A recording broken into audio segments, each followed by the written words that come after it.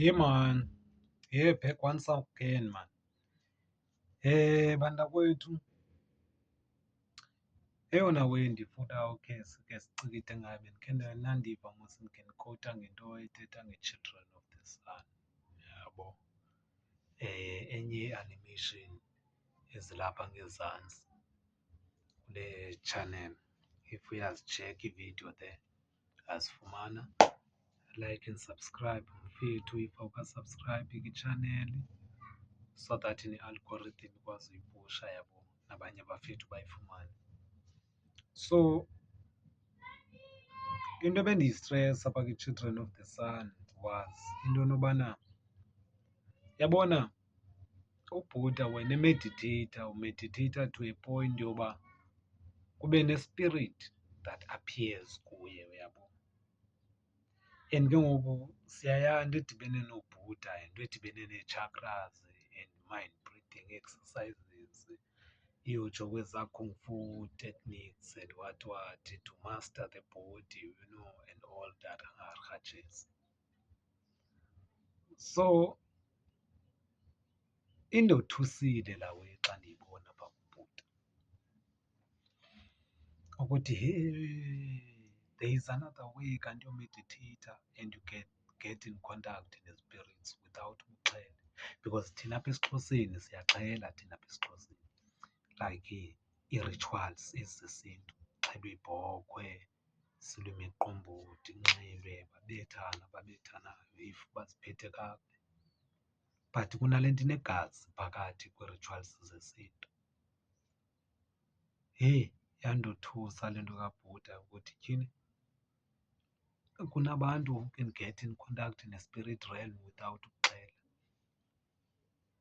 So ikhona into enje bantakwethu yokuthi kunezinye ii-traditions ezingaxheliyo to ukuya kwilizwe lomoya or to experience ilizwe lomoya here physically.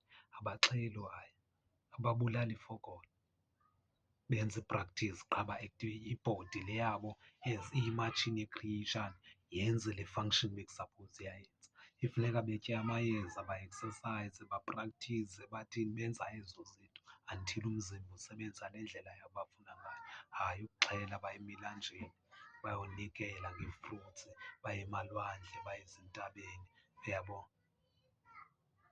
Because xa sesibona ngoku like kwiiphasta abafana no-Mr Xaba there kwezaa sessions zala masotsha, ukuthi kunee-ways dark ezenziwayo kakhulu kule African spirituality yeli xesha, especially le edibene nale nto yokuxhela phakathi, yabo. Because kuselwa namagazi, yabo, aphinde agajwe, kuthiwe balibhuza beliphalaza, yabo.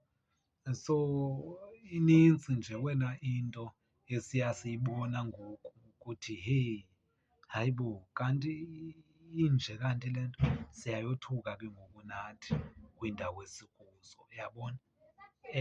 Kodwa ayithethi loo nto ukuthi ayikho real le nto yokuyokuthwasa, like ayikho real into ye-African spirituality. I-real qha, it's either nayo yafola just like as basifolile nathi singabantu abamnyama in this time, yabo, nayo yafola. Ngoku seyihanjwa ngoku ngoba uve kuthiwa kuyolandwa izigubhu ezindaweni ezithile, kuyolandwa iinto ezithile ezindaweni ezithile, kanti akukho zidingo zokulandwa fokolo, yabo. Even ngoku abanye bayathetha ngoku, abantu abafana noba uXaba, ukuthi kwa even the same spirits that we call amadlozi are not the spirits esi-relevant nazo. Yimimoya nje edungiswe nezo. But singazithetha kanjani iinto ezinjalo? But siyaziva ke thina kwi-social media. Ke mna ke I have no comment from there. I got no comment, but I'm just saying ukuthi kunento enje, yabo. And ke ngoku yazi le nto ithethwa nguba uXaba based upon amadlozi iyafana nale nto ikhe ithethwe based upon like umdali weento zonke. Kunabantu ababhiliva like eli hlobo loba abanye bathi nguJehova umdala, abanye bathi ngu-Allah, abanye bathi ngubani bani, ngu-Odin, abanye ngubani bani, abanye ngooBuddha, abanye uyabo, inintsi le way yabo. But bonke aba bantu xa unobabuza i-definition yabo beyond la magama iyi-one, the one who created everything. But xa unotsheka i-history ebhalwe ngaba bantu, you can find these are different entities doing their different agendas. This is the trick esenza sonke when it's time for us to talk about izinto ezi-religious nokulungisa ukuthi lena iway bekeyinsuppose inje, lena kutyaliwa. Because wonke umntu unalantu uba if ndithi Allah ndithetha ngomdali wento zonke, if mna ndithi umdali ndithetha umdali wento, if ndithi uQamata ndithetha umdali wento, if ndithi uNkulunkulu ndithetha, if ndithi Jehova ndithetha umdali wento zonke, if ndithi uOdin ndithetha umdali wento, njalo kweentlanga ngeentlanga. Inintsi nje into ofawundayo ukuthi i-population ishiywe yona kweyayo imind ecabanga ngayo, different than those who introduce the thing. Uyabo? So ke sishiyeka sesuphini ke ngobantakwethu, live ke sesuphini, akho nto sinokwazi kwa even uyenza. Uyabo? So i-secret ikwayiyo leya isenza confuse ukuthi maske sizi-universal people sifumane i-platform yokuthi sixoxe ngale ndaba, siyidifayine, sikwazi udifayina la magama ukuthi those who agree ukuthi umdali bambiza ngeli gama labo ngokwe-tribe mabakhe balibeke ecaleni, sibe negama lethu as a universal esimbiza ngalo thina umdali. Yabo? Then from there kuzawukwazi ke ngokubonakala those who came nezi agenda zabo bona ukuthi you can't, kaloku niyeka ukumbiza ngeli gama, nimbiza ngeli gama because ubani abakholwa ngoba kaloku thina sisi-holy than ubani bani and bani bani. Siqale sibone ukuthi nantsi ke ngoku le agenda that we're supposed to fight. These are the people we have a problem with. These ones are the ones we're supposed to fight because bayasiphixanisa all the time these ones. Yabo? Elifini if yabona the way i-difficult because wonke umntu noba ungaya kumntu okhonza u-Allah okanye uBuddha okanye ubani akuxelele uba whatever name ambiza ngalo uthethwa ngumdali wento zonke, iqala pha iproblem. Ngoku abanye bathi hayi andinokwazi ukuthi obani bani, because within these religions, ezinye religions preach into yobana asinoba-accept abantu abaliva ngelife ukuthi ubani bani nguBuddha, sihamba siyobakhonka and then ubakhonka kwethu they must call uBuddha ngeli gama lethu sifuna uba bambiza ngalo, so that sibe asure uba babiza lo thina sithi nguye. Yabo? Because we can never be sure singekakhe sibakhonke bambize ngeli lethu igama. Xa kube kutheni for ntoni? This is what is the chaos of all religions in the world. So yilaa nto sithi ke ngoku thina in this generation we step out of those religions and things, we see the truth as it is. Yabo? Because just like uJesus Christ never came and said we're Christian, but the Christians came anyway and claimed ukuthi uJesus Christ is for them. Yabo? So we learn more ukuthi you don't need to be a Christian to be with Jesus Christ. To enye proof enayo ukuthi you don't need to be a Christian to be with Jesus Christ. Kune-scripture eBhayibhileni apho kuthiwa bathi abafundi bakaYesu xa bebuya besiya kuYesu bevela ukuphilisa abantu, bathi Master, sidibene nabanye abantu phaa bayathandazela abantu, bakhupha amadimoni, baweka ii-miracles egameni lakho noThixo wakho. Yabo? So kanjani uJesus Christ xa e-explain, khandiyikoti word to word ke, andifuni laa nto uthi ungandiyaxokowathela, andikoti word to word, khandiyikota based upon i-understanding yam. Wathi uJesus Christ, no, if abekho against us, they are with us. You see, even though they never met uJesus Christ, if they are not against, they are with us. So yilaa nto kuthethwa ngantoni nge-brotherhood ye-spirituality, ukuthi sohlulwa imisebenzi yethu esichazayo ukuthi siphi, not amabandla, not ukuthi ubani uhamba eyiphi path kweyiphi, imisebenzi. Imisebenzi yabantwana bakamdali iyi-one, noba nganguMuhammad ahambe i-Islam, ibe nguBuddha ahambe i-Buddhist, ibe nguShinto ahambe ngapha eJapan, ibe ngubani bani. Sibona ngokwemisebenzi, imisebenzi engcwele elidela abantu ekuphucukeni nokuzakha nokuzazi ukuthi baba ngobani, i-relationship yabo nobudala nokuphila i-holiness and bring i-goodness and chase out i-separation ne-disease and all that stuff. That's what we know ukuthi we are together as the brothers in the holiness. Hamba ngiya kwi-emblem uyibona ngokubuKristu indlela yakho, hamba ngokubuJapan uyibona ngokubuJapan, hamba but we will see ngokwemisebenzi, imisebenzi into ethethayo.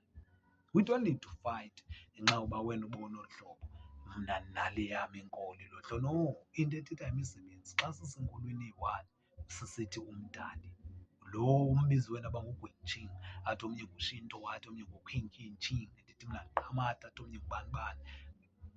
If sithi nguye, umsebenzi wethu uzawufana ngoba uyayazi uba kule ndawo kuyo nawe upractice isayensi yokunceda abantu uphucula i-community uthini. That's what I'm doing exactly. When we meet sawubona ukuthi we can collaborate, siphucule i-community, sibuilde something better without our differences. Laa nto kuthiwa to settle your differences. Just like epalamente kunee-pagans nabadakati, kunee-west, bonke aba bantu bayaviva xa bahamba nemibutho. Akukho mntu uhamba nge-religion, i-difference bazisettlisha before bangene emnyango. Yasi? So this is what we're supposed to do as human beings. Live in that manner, banakwethu, and create our own heaven as we want it to be here. Kule ndawo umdala wasibeka kuyo ukuthi siyiphile. Yabo. Ya ke not sonke siblessed. Abanye bethu abana-strength sokuthi sibe zii-fighters, sibumbe abantu, sibabethe, sibasicekeceke. Abanye banaso ke i-strength saloo nto, yabo. So yilaa nto kuthiwa we need to be a chain, a band, a system, that will protect and build the heavens here on earth. Yabo. But ke yilaa nto kuthethwa kuthiwa we are not fighting against the flesh but against the spiritual powers of darkness in high places. Uyabona wena mntakwethu. Yeah. So iqalile kudala, yaqala yaqhubekeka. Some of us asingeni because we don't want to fight, but we find ourselves fighting anyway ngokusingafuni because the enemy is at large and is destroying. Ufuna ungafuni, asina choice, but in essence we don't want to fight but we have to. Yabo. So mighty benathi bantakwethu, isiblesse, long live to the great spirit of the ancient uQamata, aphile kuthi sonke. Sisoloko sikwazi ukuthi asibabale nangobulumko bantakwethu, ukuthi siziqonde ukuthi singobani, siziqonde unxulumano, i-relationship. Yabona le nto uthanda uthetha isiNgesi kakhulu kuphela ungakwazi amagama esiXhosa, ndiyifuyile laa wena. But ke masithi i-relationship yakho uyazi nayo yonke indlela onxulumene ngayo nendalo, nabo bonke abantu uphila nabo abakungqongileyo kwindawo okuyo, kwispace okuso.